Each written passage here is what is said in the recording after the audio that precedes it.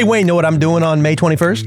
A bris. After that, Oh, you're gonna be at the Laugh Factory with you and Pete Holmes. we're going to be doing What If live with the Pete Holmes. Come and check it out. Improvisation, conversation, Pete Holmes, music, fun, all that stuff. And if it's not funny, you're in the wrong place. Where can I get tickets, Jonathan? You can go to laughfactory.com, or you can just walk up to the Laugh Factory, bang on the door, and say, "Let me in." But it must be in a Cockney accent. True.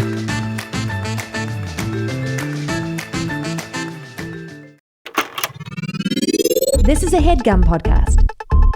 All right, then please welcome Jonathan Mangum and Wayne Brady in What If?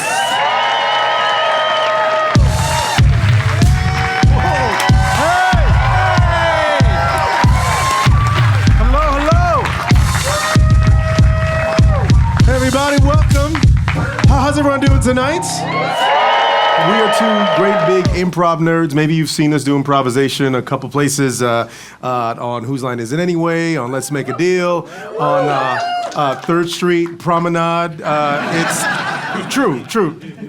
No, but we did. Yeah, I know, but they don't need to know that. Okay, you need to know that. So we love improvisation and we love stories, but what we also think is improvisation is a conversation. So in our show, What If, we invite guests from all different worlds. I'm talking literary, your favorite comedians, maybe a politician, someone with something to say and who's lived a life. We bring them on the show and then we just talk to them. But in the middle of the conversation, we may hear something that makes us go, what if, and we'll take the piece of conversation and turn it into a song, turn it into a scene, maybe just turn it into a piece of life advice. We don't know what's going to happen. Yeah, and there's also lots of music in our completely improvised show today, and contractually, Wayne and I each have to have our own keyboard player, so please. They came in different tour buses. Yes, say hello to CA and Scott.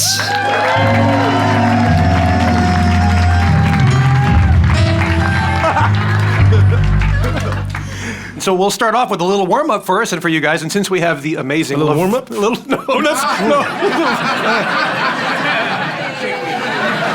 We're doing a little warm-up tonight, and since we have the amazing LeVar Burton here tonight... LeVar Burton! We thought we'd do something along the lines of Reading Rainbow, so I need you to make up the story of a book that doesn't exist that might have appeared on Reading Rainbow. It's a kid's book. A kid's book. Yell it out. Unicorn is a good start. Yes. Fill that out a little bit. The unicorn, give me some more. The gnome that went through puberty. The what? The gnome who went through puberty. Okay. All right. And then I heard something about jail. Puberty. Strawberries and horses. How about we mix the gnome who went to jail? Okay. This is a cautionary tale. Okay. The gnome who went to jail, the kid story. We're going to do it back and forth, one word at a time. Acting it out as we Okay. go, one word at a time. Got it. All right. Ready? Ready? Once Upon a time there was a gnome. This Little gnome was known as P. Diddy.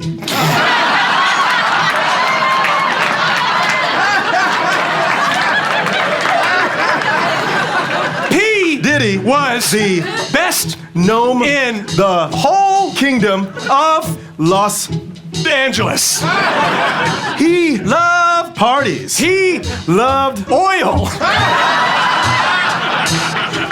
but One day shit went bad. knock Knock on his door. the Door was made of steel and pushed open. easily. What are you Doing in my house? said P. Diddy I'm the sheriff of Burbank. I Am serving you a cup of shame and a side of justice. you're Going to jail with other unicorns? like R. Kelly. The Moral of the story is don't ever ever oil to people at A. party Without. consent.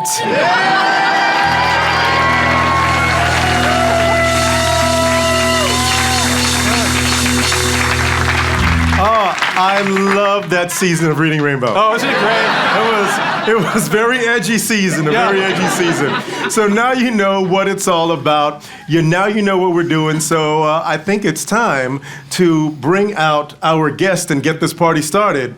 So, ladies and gentlemen, please put your hands together for LeVar Burton!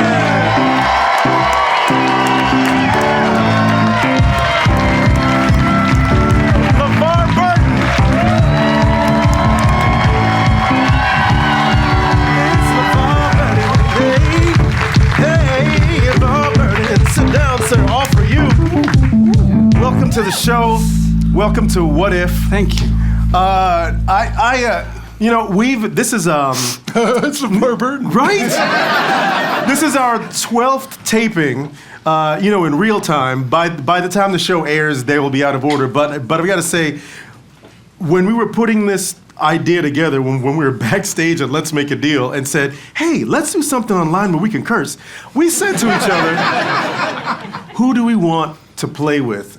And for me, more importantly, I'm glad I appealed to your juvenile senses, sir. I said to myself, more importantly, who do I want to learn from? Mm-hmm. And because we were talking backstage, and you said something that touched me.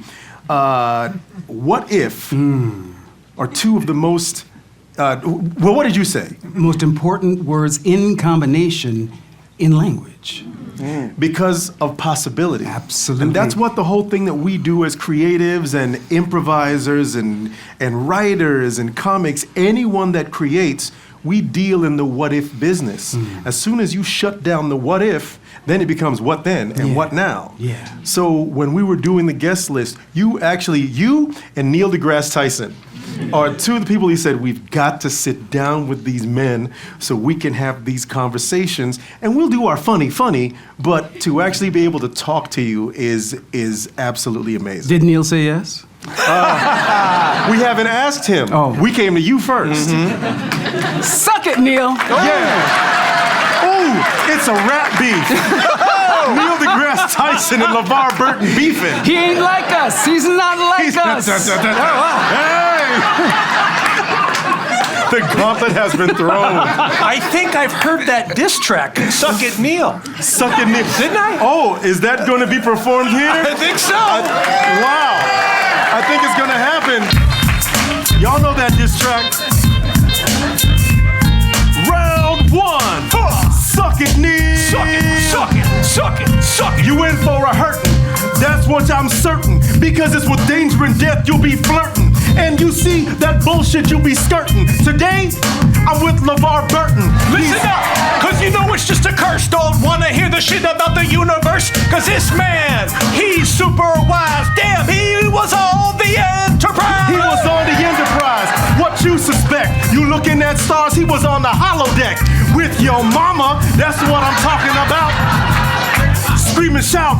He's got the visor. No, he surprised you. Did it one time, then he does it twice.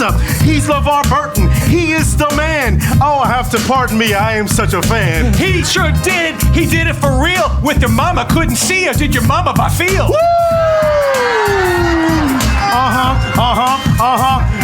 Diss track. Now that is an absolutely. Suck it, Neil. Suck it, Neil. Suck it. That is wow. Now, up until this point, that diss track was unreleased because we didn't want any beef. So we're just going to be waiting for Neil to come back with his diss track later. I'll be in a different state then. Yes. So there's so much to talk about. I want to gauge the audience, the ages of our audience, and see, because you are one of those people, which I think that we both feel this. You've got this cross-generational that you've done things so that I hope everybody in this room should know who you are based on how old they are. So any OG Roots fans? Okay. All right. Star Trek: The Next Generation. Okay. My people! And Reading Rainbow. Not everyone can do that. Yeah. Not everyone can do that. So let's talk about how these things. So talking about what ifs. Your dreams as an actor. Tell us about your beginning. What's your origin story? Roots was my first professional audition. And you were in college at the time. I was a sophomore at USC studying theater. You were at USC. Yeah. We have some of my USC family in the audience today. Fight on, fight on, fight on, horse.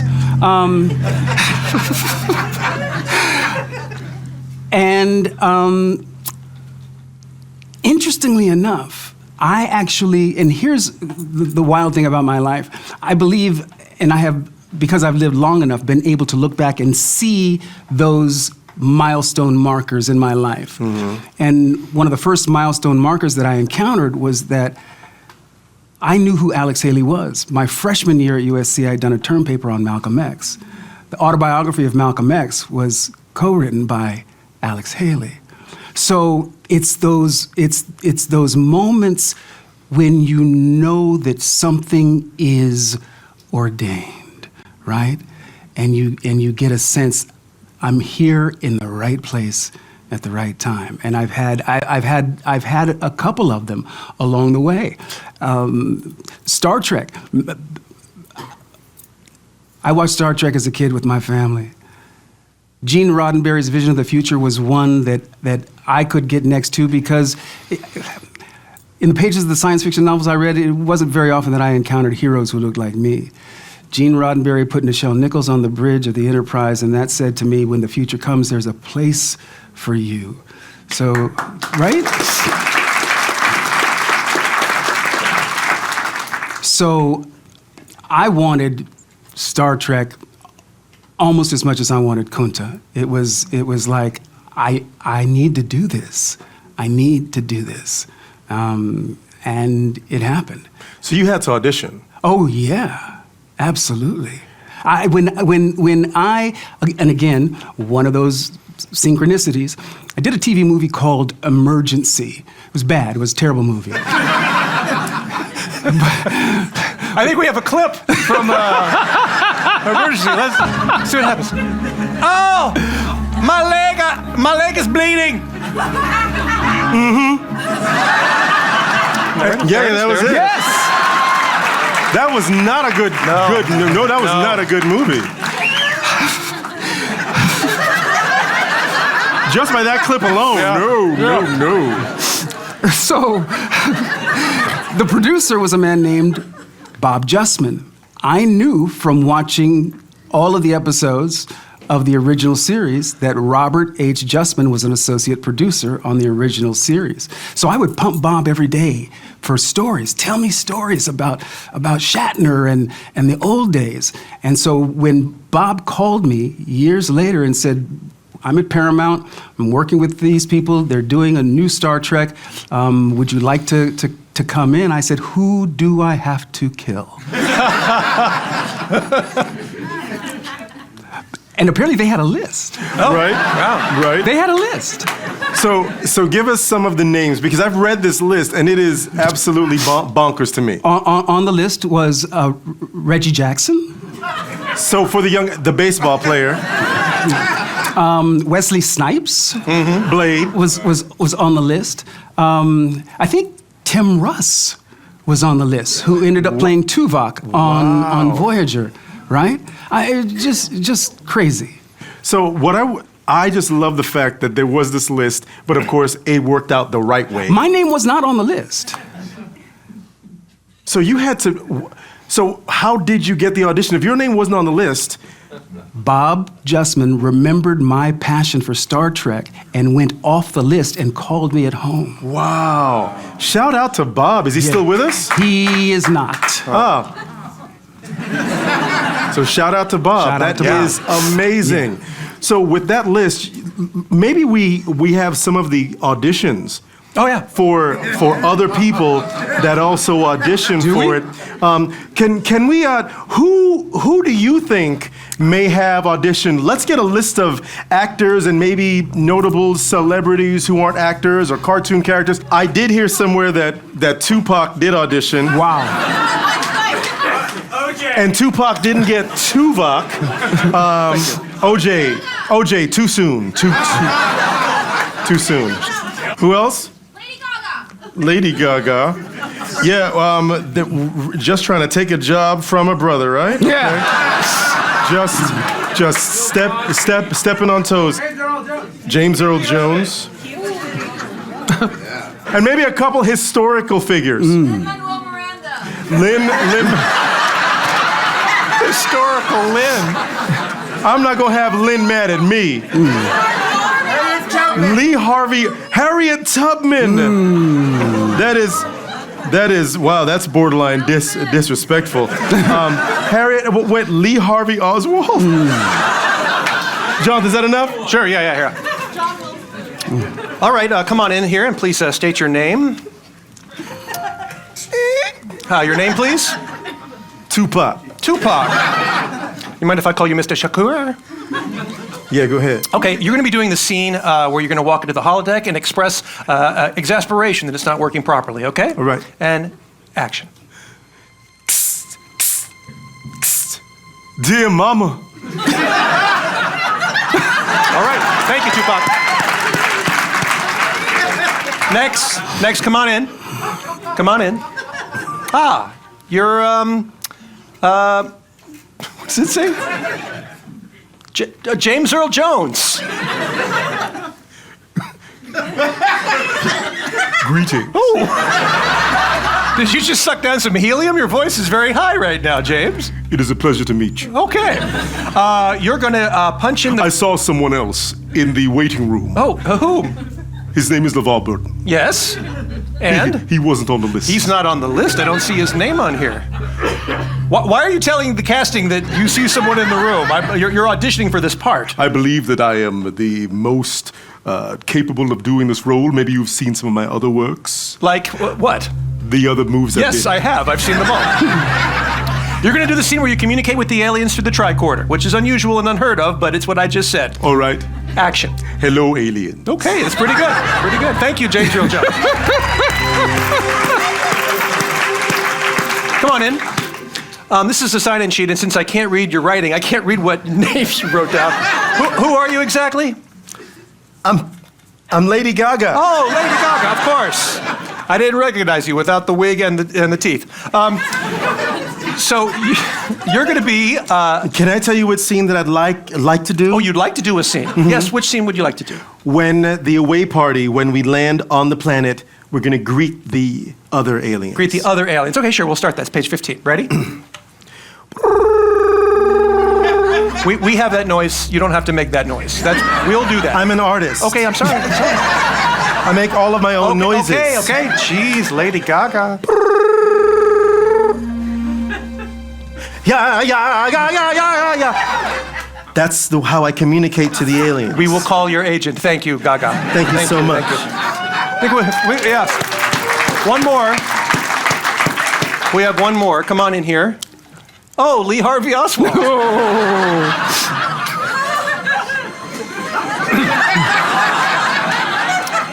You're just my wife sit outside in the waiting room. Yeah, she can wait outside. She's a Russian immigrant. That's fine. You're just a little historical background so people know who I'm talking about. Great. That reference will do well, I'm sure. What? You all right? No, please go on. You're just going to be an extra in this scene. Mm-hmm. You're just going to be watching as a. Are you okay? All right. We'll take it from the top. Are you ready?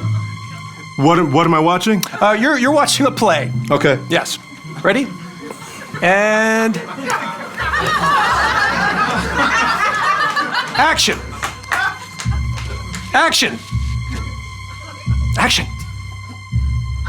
Hello, Lee.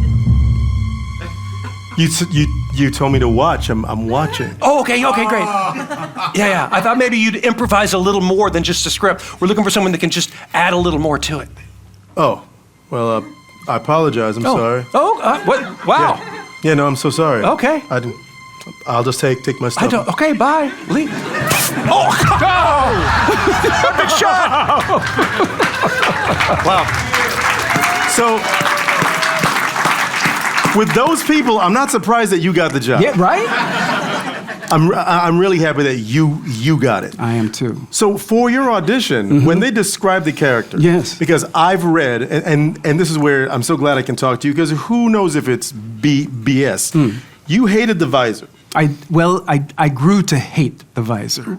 Because you wore it so much. Yeah, 7 years and 2 movies. Oof, wow. Yeah. Was the visor initially on the page, and if it was, the all of Geordi, or did you build that guy over time, or was it pretty much laid out for you? The visor was a part of the original concept of the character. The character was named after a fan, Jordan LaForge. He was a young kid that had cerebral palsy, and Gene encountered him first at a convention in Seattle, I think it was, and then the next month, Gene was at a convention in San Francisco, and there was the kid with his mom pushing him in the wheelchair, and this went on and on and on. So when he was creating the character of Geordi, he wanted to pay homage to Jordan LaForge, and that's how my character got his name. That's so sweet. Yeah. What I love, and I feel like I'm bogarting You're the hogging on the conversation. I'm just so excited because I've never been on stage with someone who I had their action figure. It's the strangest thing. I had your action figure. I had all the generation. Yes, I would make them do sexual things and take little pictures and send them to my friends. But mostly, I just love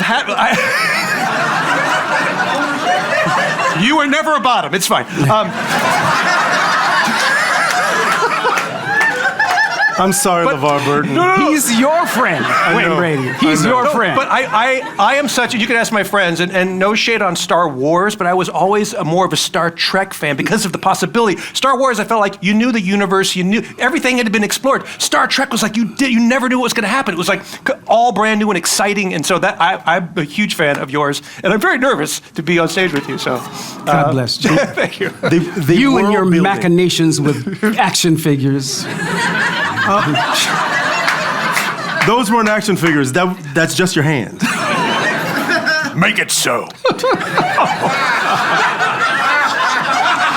I put up with this every day. He's your friend, Wayne Brady. Every day. He's your friend. So what I think I love about Geordi, and I make up, I think that someone like me, a young blurred, growing up, loving sci-fi, I think that I speak to people of color, and why you were so important to us is that, like you said, when you watch Star Trek. Right. So when I watch Star Trek Right. and I see you represented, just like Miss Nichols did, a universe where, and thank God for Mr. Roddenberry's ethos, Absolutely. Yeah. you represented a world where we did exist. Yes. And it wasn't special that we existed, right? It wasn't like, and there's a black guy on the deck of the pit. It was like, you were just a person, which I think is the ultimate aim, right? It For is. us to just be. Be, yeah. So to watch you in this fantastic environment, Right. be a real person that over time, you took what in someone else's hands could have just been a very straight ahead character. But I loved when you were given a chance to shine, when we saw that Geordi was more than you just pressing a button and responding, where we saw more of your life as the season went on. Yeah. You got to flex those muscles. A little bit, yeah. What's your favorite episode that you got to do? I loved it when Brent and I got to play Sherlock Holmes and Dr. Yeah. Brent Spiner is one of the best acting partners So gifted. I've ever had the pleasure of playing opposite. Those were always fun episodes. Hey, fellas. And by fellas, I mean, hey, you. Yeah, what's up? Are you feeling a little stalled out in the bedroom? Why are you in my bedroom? Oh, excuse me, ma'am. I'm talking to Jonathan. Oh. Hey, through Hims, you can get some gas back in the tank with personalized ED treatment options that are accessible without ever stepping foot into a doctor's office. I have a gas-powered penis? That's not exactly what I meant, but let's go with that analogy. Hims, it's the fuel for your gas-powered penis. It's changing men's healthcare by providing you with access to affordable sexual health treatments from the comfort of your couch. Vroom, vroom. Hims provides access to a range of doctor-trusted ED treatments like chewable tablets, Viagra, and Cialis, and their generics for up to 95% less. The process is 100% online, so there's no need for uncomfortable doctor visits, just really comfortable ones. Just fill out the intake form on their site, and a medical provider will determine the right treatment option. If prescribed, your medication ships directly to you for free. No insurance is needed, and one low price covers everything from treatments to ongoing care. With hundreds of thousands of trusted subscribers, Hims can help you find the ED option that works for you. So, start your free online visit today at hims.com/whatif. That's HIMS.com/whatif for your personalized ED treatment options. hims.com/whatif. The featured products include compounded products which are not approved nor verified for safety, effectiveness, or quality by the FDA. Prescription required. See website for details, restrictions, and important safety information. Price varies based on product and subscription plan. We got so excited that you're our guest on this podcast. We forgot to do something that we've done with our guests on all of our podcasts, which you all get your own theme song. Oh, really? So we're going to give you a theme song. I get a theme song. You get Oh, a you theme get a song. whole theme song to yourself because we did the battle rap earlier, but and that's not normal. But this theme song, it's dedicated just to you. Oh, my. So, is there something that because I could just read off your resume, but that's not you. Is there something that you want America to know in your theme song? Like, what should your theme song embody? That if you had a phrase for LeVar Burton's life, what would it be? I can't believe this is my life. Okay, that is so positive and optimistic. I'm sure it'll be funny. So,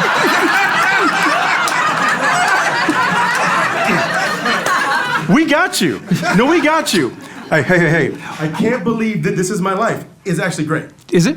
Oh, yeah, no, Okay. it's great. But did you have a second? Well, I'm just checking with you. how about look at the shit I've been able to do? I like that. Yeah. Because it means the same thing. Look at I can't believe this is my life. And in parentheticals, look at the shit I've been able to do. Okay, so gentlemen, can we give this soul-infused theme song to LeVar Burton, please? So, yes. As we ask the question, what if our guest was LeVar Burton? Burton.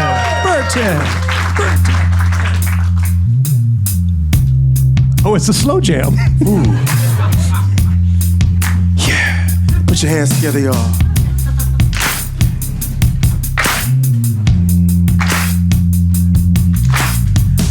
Look at me, I am a small child,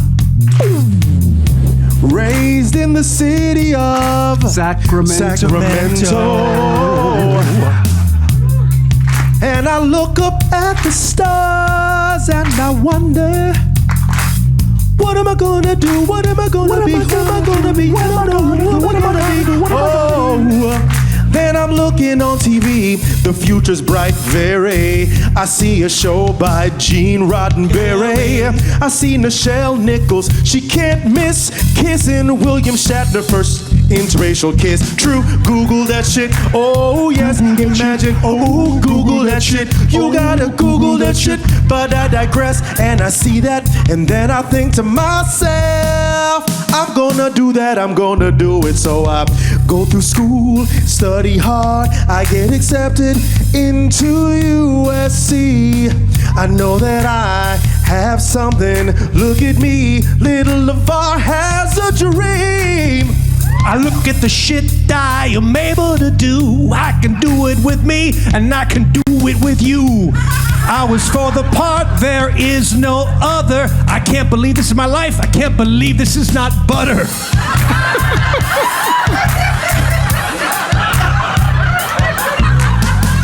Fast forward which year, sophomore, you get an audition. What the hell's this script for?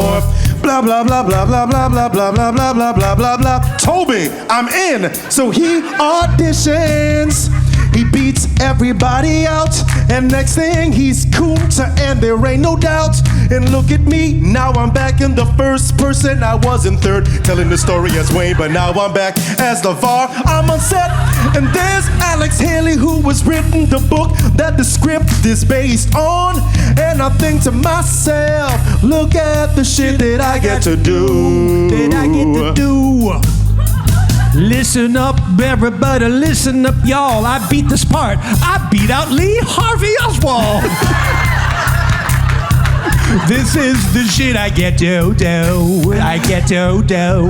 After Roots, there's a lot of movies, don't you see? Some good and bad, some bad like Emergency. And then Reading Rainbow, I'm in your houses every day, teaching your badass kids how to read. It's great. And then another generation knows me. How complete, you see? Because I challenge daily anyone who doesn't think that proud black men can read. Literacy, bitches. And then I get known for that, and then I see this audition for a show from Star Trek. I know a producer who I would see in the credits of the original version. His name was Robert, and now it's Bob. He was a producer on that dumbass movie that I did called Emergency, but now I use a networking skill, and I say, hey Bob, hey, wouldn't it be great if I could be on that show? I'm the great guy, and I'm that type. He's like, yeah, but Wesley Snipes, no, This is the shit I do. This is the shit I get to do. This is the shit I get to do. This is the shit I get to do. LeVar Burton. more like a theme opera. Theme opera.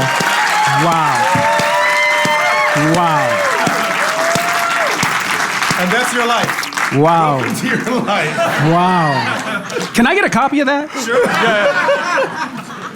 So moving on, you know, we're talking about the cool shit that you get to do, and just like Jonathan, I am trying to be cool, but of course I freak out because I also had the action figures, and I always wanted to because I always joke that I either wanted to follow in LeVar Burton's path, Ben Vereen, Sammy Davis Jr., guys who broke through in whatever field that they did in entertainment. And so when I get to talk to you, you know, it makes me a little giddy. So we've talked about the sci-fi stuff. We bring you to a point in your life where now America knows you for Reading Rainbow. Right.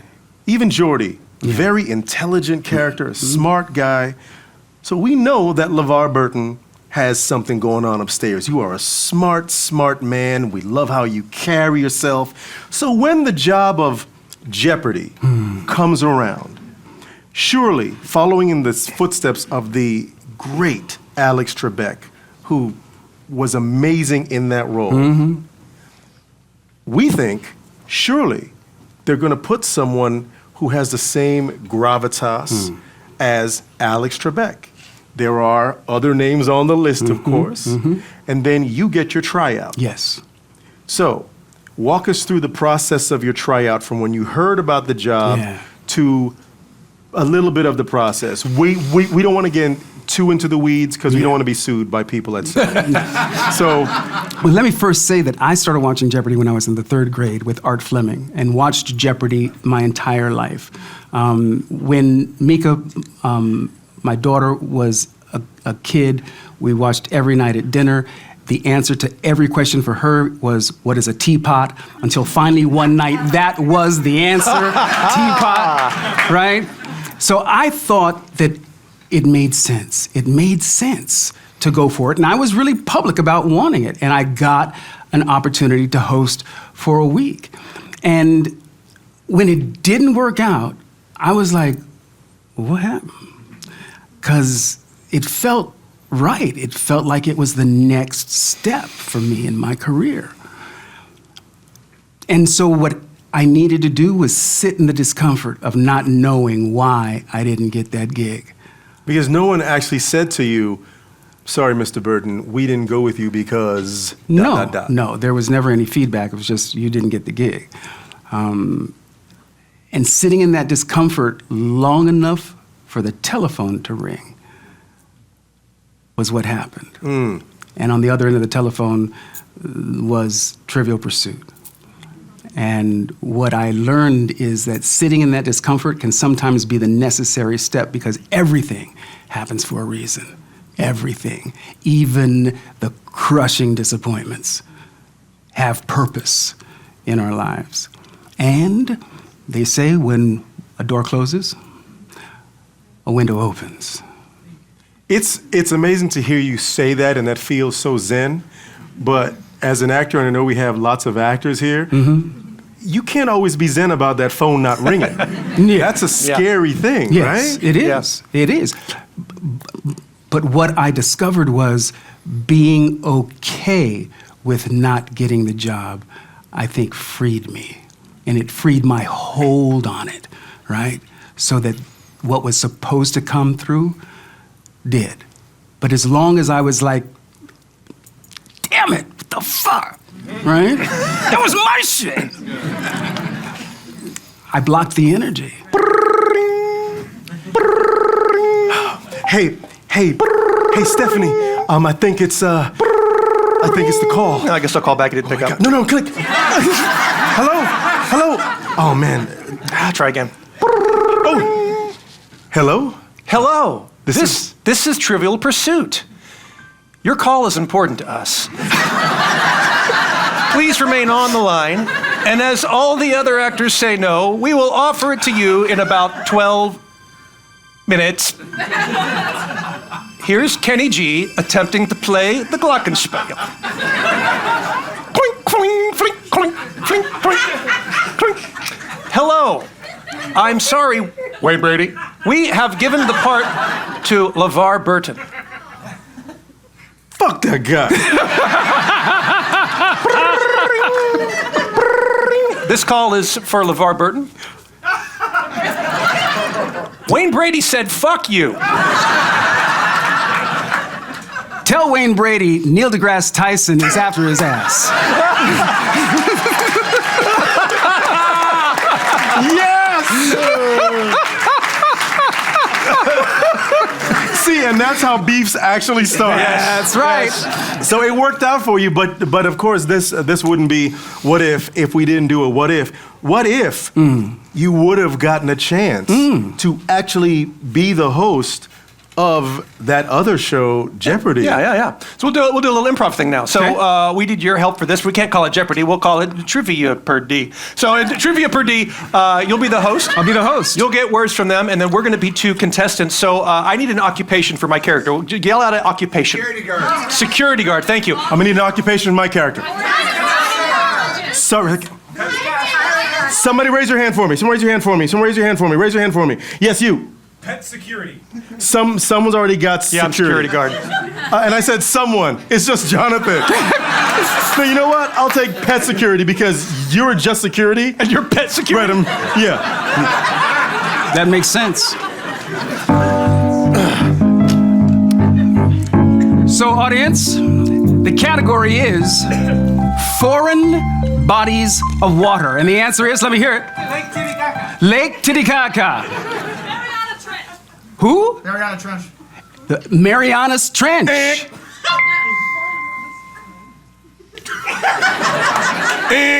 Yes, Wayne Brady. A pleasure to meet you so much, Mr. LeVar Burton. In all my years of guarding celebrity pets, such as Luther the iguana, Edmund the pterodactyl. He's not really a pterodactyl, it's another iguana, but the kid, you know, he has an imagination. I just wanted to say I'm a big fan, so being here on Jeopardy today with you, great job on getting the job. Is that your answer? Yes, that's my answer. Actually, my answer is, what was the question? Was Trent? Mariana's Trench? Marianas Trench. Wayne Brady. My first girlfriend in high school. John. Mariana's Trench, what is right around the corner from Mariana's Titicaca?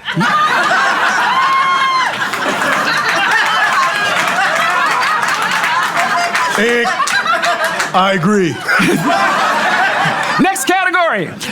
Little known European towns.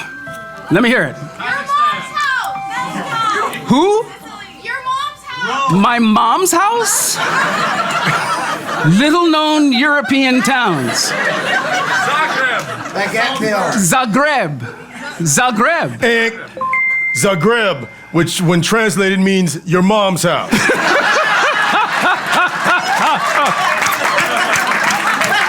I'm on the board. One more category? Sure. Elements on the periodic table. Iron. Potassium.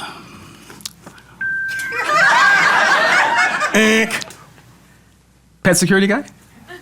What happens when it was better in my head?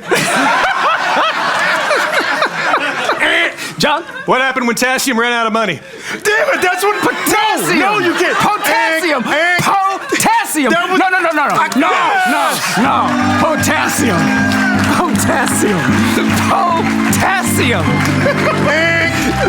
Game's over. That is see, we've known each other way too freaking long.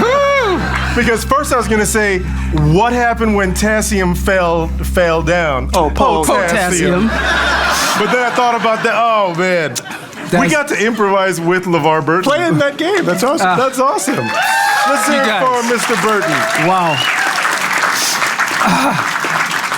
So we talk about sci-fi. We're both big sci-fi nerds. Besides being in one of the biggest sci-fi franchises of all time, you also have now, well, a few years ago, you entered into the sci-fi space and you wrote a piece of speculative fiction called Aftermath. And tell us what Aftermath is about. Aftermath is a post-apocalyptic thriller that posits that America has fallen. The beginnings are the New Madrid Fault, major earthquake. The space station deteriorates its orbit and crashes, and there is a war. All of the white soldiers line up behind a white general, and all the black soldiers line up behind a black general. Oh, so today is what you're talking about. This is- okay. Pretty much.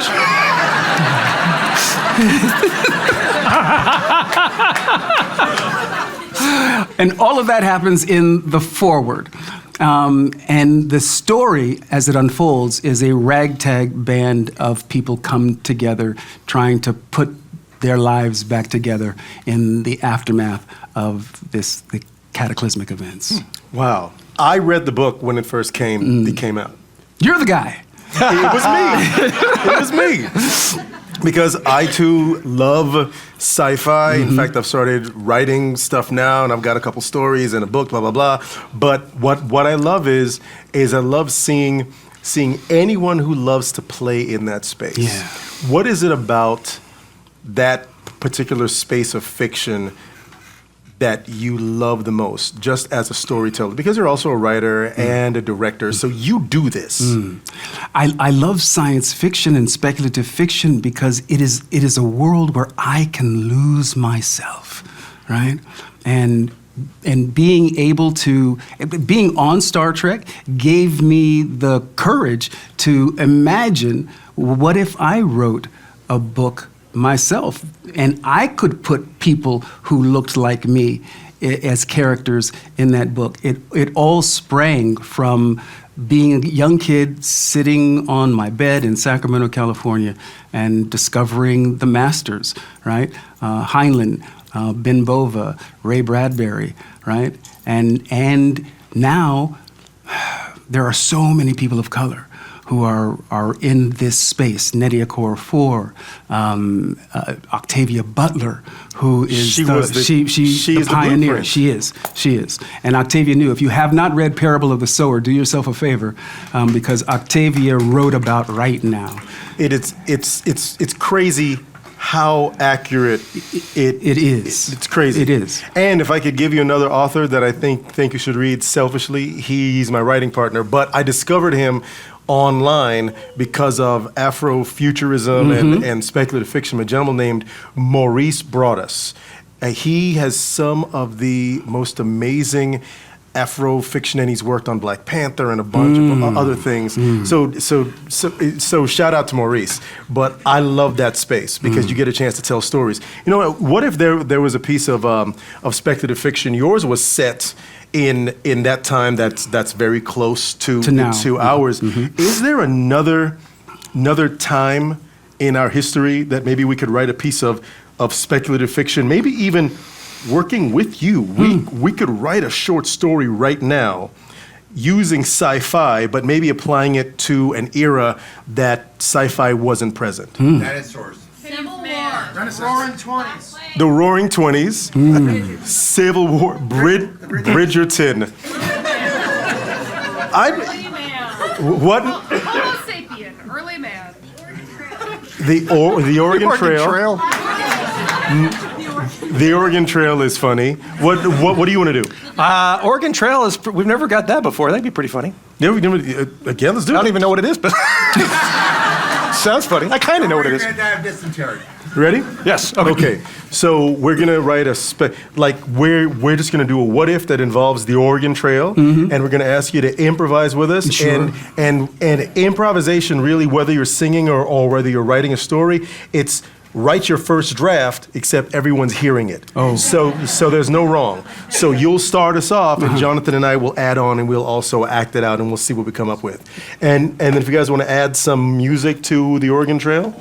All right. So so we take you. This is a sci-fi story set in the Oregon Trail.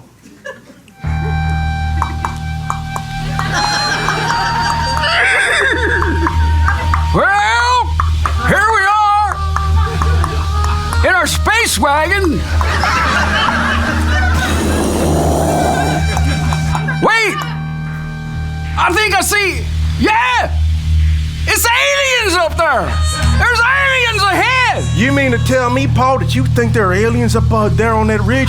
We've been riding here on the Oregon Trail from New York trying to make our way across the West. We've been here for 2 months and we ain't down seen a dink-dank outside the building. I am an alien.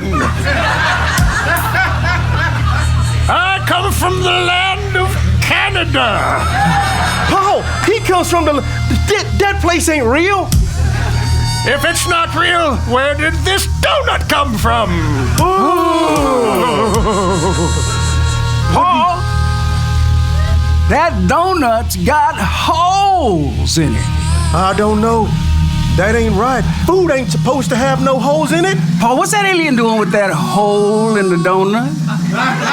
What's he doing with that hole in the donut? Let's just say it didn't start with a hole in it. Later, on board the ship of the Canadian alien. Paul, we're separated by some glowing light. Ow, it hurts every time I touch it. Here, take this fritter. Make it a donut. I don't want to make it a donut. How can I study you if you don't let me turn this into a donut? Take the fritter, Paul, take the fritter. All right. Wait, are you in the cell with me? Because there's no... I'm a holograph. You're a holograph? Yes. What's a holograph? It is a graph of several holograms over time. Okay. Then how am I supposed to take that fritter if you're nothing but light? You have passed the first test. We're smart. We're also very hungry. Now that brings me to the second test. Only one of you will be able to eat, and only one of you will be eating the other person. Which of you will eat the person that you're not? That's a riddle. That's a Donner Party. That ain't the Oregon Trail. You sure are right.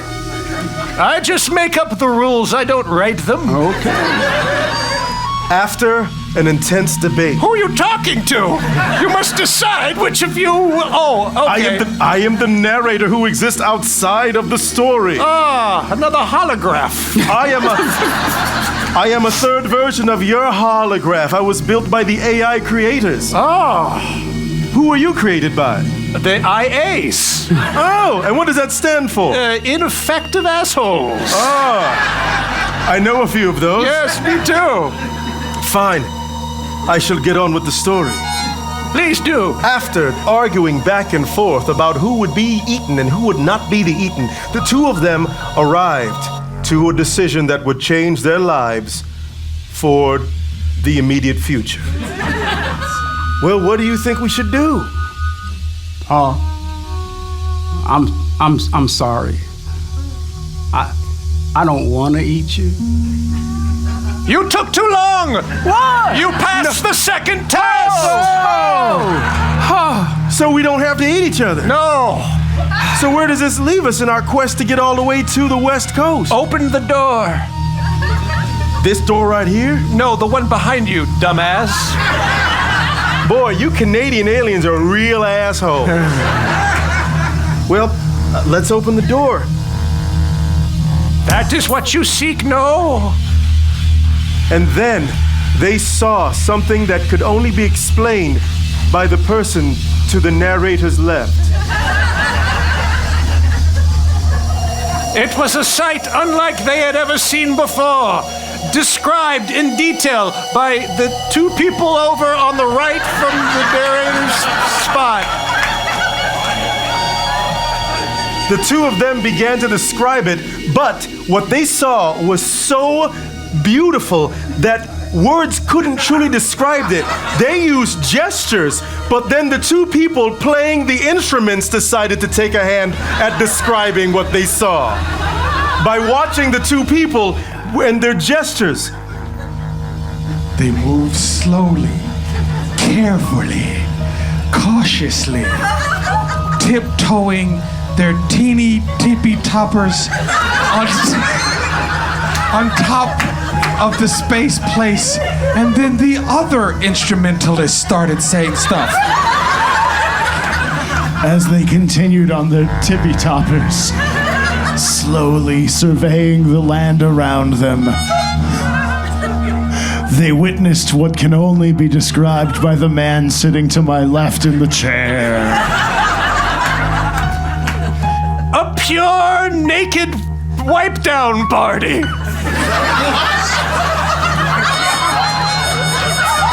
Exactly. You heard me. Start wiping.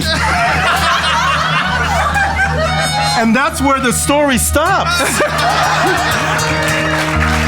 That's an amazing. Little is known that. Little is known about the pure naked wipe down parties. Naked wipe down parties of the Oregon Trail. Yeah, little is known about them. Yeah. Thank God. Yes. Where's Diddy when you need him?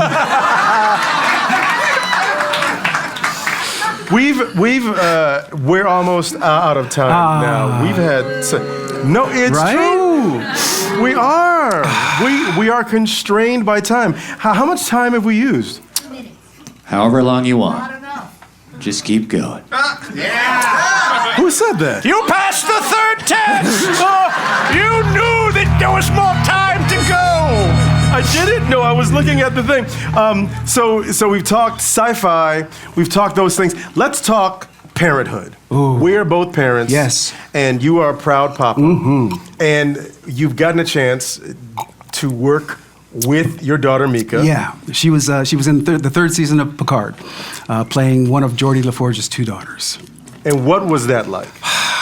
It was kind of like heaven. Oh. In as much as I have no idea if this is ever going to happen again. I hope it does, but there's no guarantee. Mika grew up with the cast being her aunts and uncles, and to see my kid make her bones with those particular people, and for all of us to see her as a professional, a peer, As a father, I couldn't have asked for a better feeling or experience.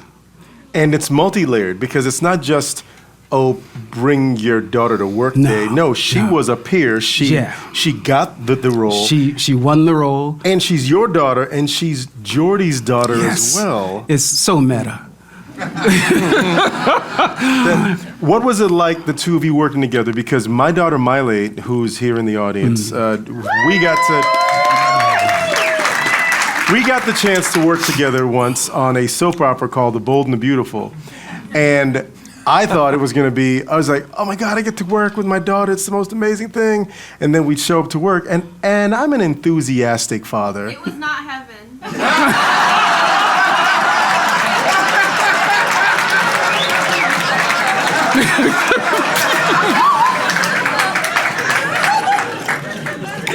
And that's my daughter Miley. Was it smooth going between the two of you? Because you're not only an actor, but you're a director. Yeah, I've learned early on not to try and direct my kid.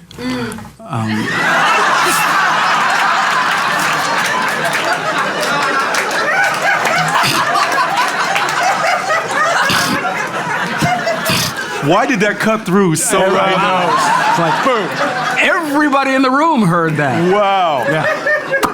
So what's the secret for working with someone you love? Because I also partner with her mother. We have a production company together, and she's my best friend. What's a secret to working with someone you love? I work with my wife as well. Beautiful Miss Stephanie. Shout out to Stephanie. Shout out to Stephanie. I married a goddess. The secret. Stay in your lane. Sit on the impulse to say what's on your mind. Oh, those are two things. Man, those are two things that I can't do. I am almost physically incapable of doing those two things. Where did you meet your wife? We met on a job. The emergency. No. The first hiatus between seasons 1 and 2 of Star Trek, Lou Gossett and I reprised the Kunta and Fiddler characters in a Christmas movie called The Gift. The Gift, that's right. Yeah. Yes. And Stephanie was the makeup artist. And I wasn't looking for a relationship. In fact, when I met her, she introduced me to the man that she was engaged to.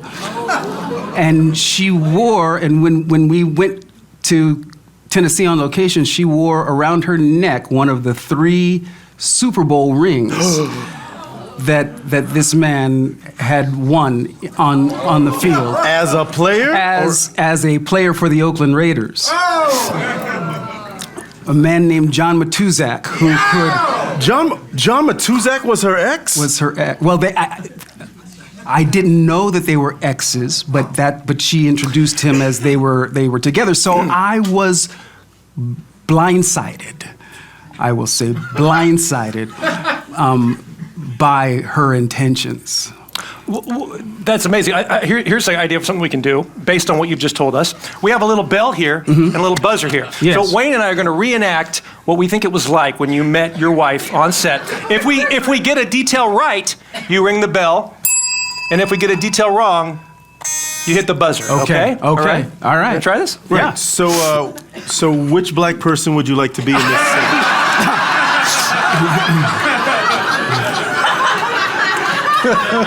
Oh, let's see what happens.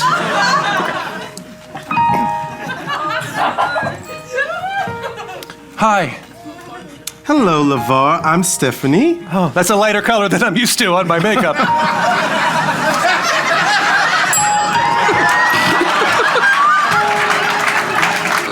I normally don't do this, but you're such a beautiful woman. Aw, you're so sweet. Oh, let me move my ring.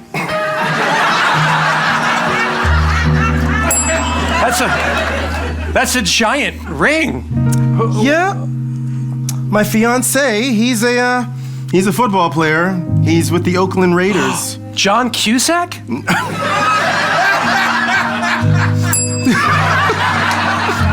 Yeah, he's a part-time actor, part-time football player. He's such an amazing guy. We plan to be together forever.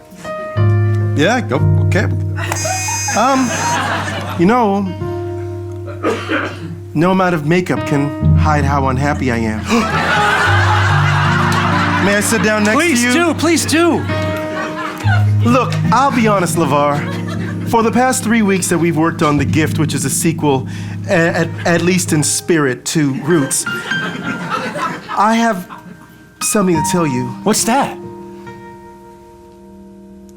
I think I'm falling in love with you. Wow.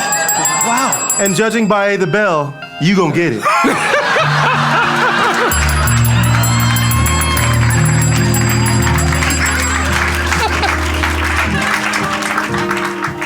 Hey, honey! Oh, no! Hey, honey, I came to visit you on set. John! It's me, John Matuzak. Matusak. I just have a 1 sack, but that's all right.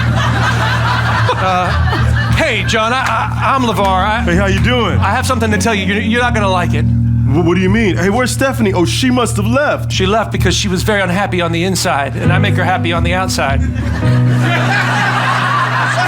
Really? Yeah. Please explain. How do you make her happy on the outside?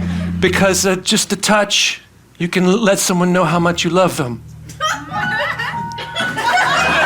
That doesn't deserve either a buzz or a ding. Oh. Because I'm willing to fight you for her. I don't care if you... Please don't kick my ass! Please don't kick my ass! You know what? I'm not gonna fight you. What?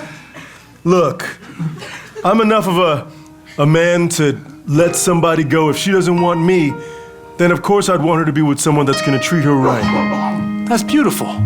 I'll just bow out peacefully, and I will not interrupt your life at all. You know what? As soon as you guys get married, I'm still gonna call her, and I'm gonna leave her flowers, and I'm gonna tell her how much I love her. You know what? You won't ever hear from me, but you know I'm around. All right.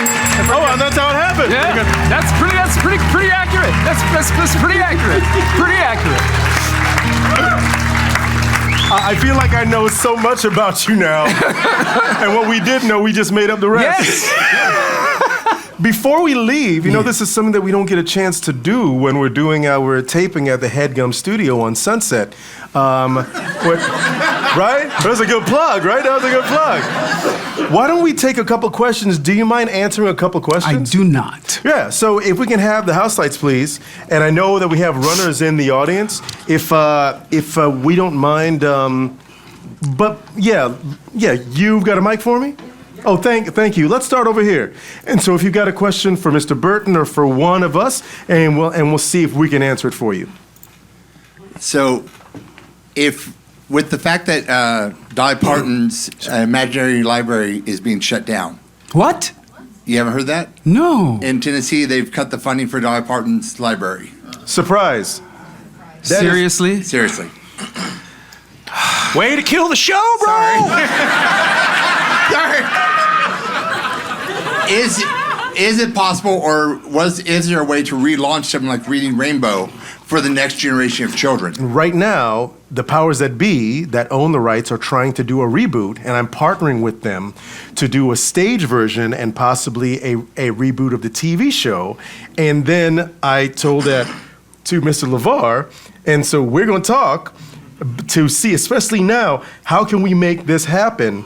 And so that's the hope. Like within the next year, we want to be able to have a reboot of Reading Rainbow as a live stage show to be able to go out and touch the youth, really be able to go and sit with them in theaters like this and talk to them. Remember these scholastic schoolmobiles? We don't have that now.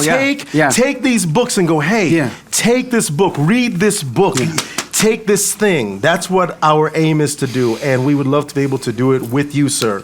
That would be amazing. And thank you for letting us know about Dolly's library. Oh my gosh. Yes. Hi. So I'm from Sacramento. Hold for the microphone, please. We're going to run you the microphone. Thank you. Yeah. Yeah, give it a Microphone. So I'm from Sacramento. My father is Lawrence Menard. He used to be on KCRA, and I believe, yes, I believe you used to watch him as a newscaster on KCRA when you were young. Yeah. So who are some of the other people that you saw on camera, black men, who were like, I can see it, so I can be it? Oh, there weren't that many. Your father, though, was one. Lawrence Menard on KCRA, Channel 3 in Sacramento. Wow. What's your name? Colleen Menard. Is he still with us? He is. Would you do me a favor? Yes. Give that man a hug for me. I will, next time I see him. Are you two together? Yes. So, Mr. LeVar, if you don't mind, you can actually say a message to his phone, and we could shoot a video. Mr. Menard, LeVar Burton here. Your daughter is in the audience. I suppose you know that by now because she's showing you this video. You, sir, were one of the very few black men I had a chance to see on TV growing up. Thank you. Thank you. Thank you. And you did a good thing with your kid here.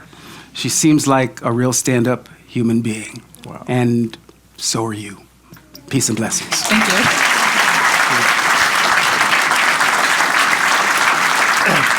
That's crazy. Yeah. Crazy.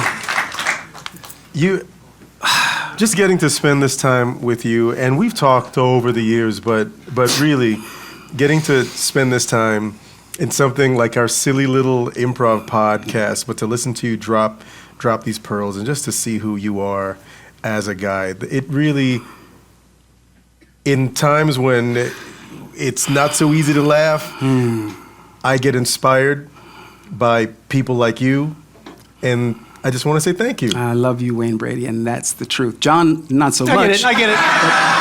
Get it. But I love you, and thank you because of you and being able to see Jordy, it inspired a younger kid to be able to dream about sci-fi and make things up in his backyard and meet friends that we can just tell silly stories and do fart jokes on stage. Yep. And it just thank you for that. So God bless. God bless you. And God bless us, everyone. Ladies and gentlemen, that's all of our time here on What If.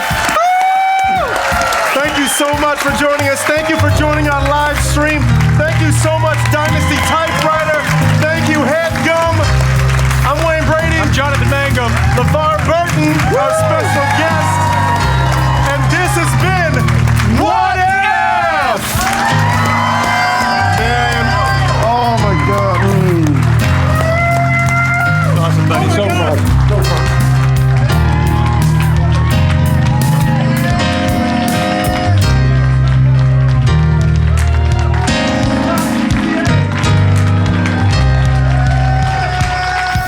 That was a Headgum podcast.